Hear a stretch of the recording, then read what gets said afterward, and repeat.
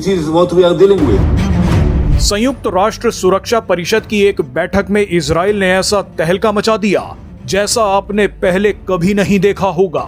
संयुक्त राष्ट्र में इजराइल के राजदूत डैनी डैनन ने अचानक एक ड्रोन निकाल लिया और उसके बाद कई देशों की ऐसी धज्जियां उड़ाई, ऐसे बेनकाब किया जो पहले कभी नहीं हुआ। दरअसल आजकल इजराइल बिना रुके बिना डरे लेबनान में ईरान समर्थित हिजबुल्लाह के इलाकों में सफाई अभियान चला रहा है। लेबनान के मामले में इजराइल किसी की नहीं सुन रहा। यहाँ तक कि डोनाल्ड ट्रंप ने फोन पर नेतन्याहू को धमकी दी कि लेबनान पर हमले ना करो। उस फोन कॉल के बाद ही नेतन्याहू अपने सैनिकों के पास पहुंच गए और कहा कि लेबनान को जबरदस्त तरीके से ठोको। इजराइल का कहना है कि लेबनान से मुझे खतरा है तो मैं उसे क्यों ना मारूं। ये बात सुनते ही कई देशों ने इजराइल की निंदा शुरू कर दी।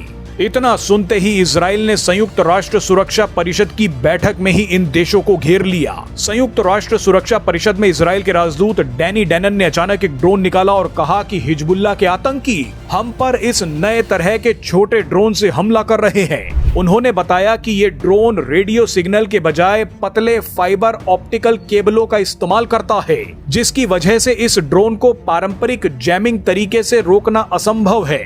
ये ड्रोन्स बेहद ही कम ऊंचाई पर उड़ते हैं, जिससे टक्कर से ठीक पहले उनका पता लगाना अत्यंत कठिन हो जाता है। इतना बोलते ही डैनी डैनन ने संयुक्त राष्ट्र सुरक्षा परिषद में फ्रांस और स्पेन को रगड़ दिया।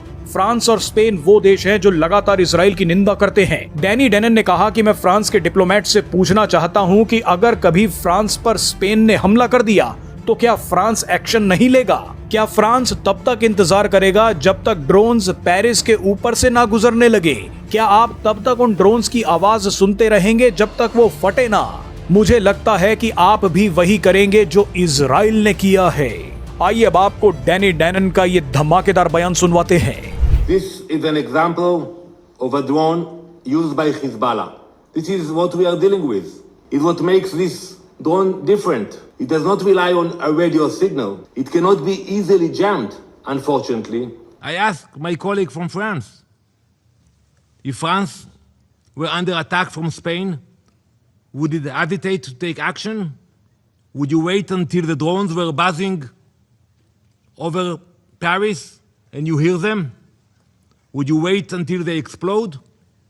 Or would you do what every responsible government does and eliminate the threat?